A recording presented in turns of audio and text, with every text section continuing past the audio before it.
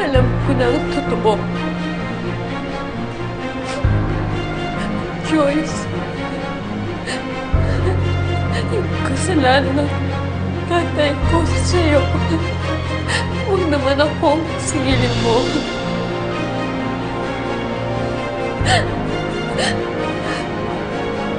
Hindi kita sisingilin para sa mga kasalanan ng tatay mo. Pero hindi ko rin palalampasin yung ginawa mo sa akin. Muntik mo na akong patayin. Arestuhin niyo siya.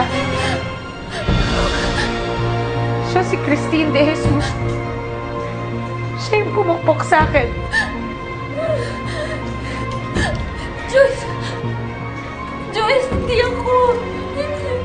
Hindi ko magagawa yun, Joyce! Joyce, pareho na tayong biktima ng pagkakataon.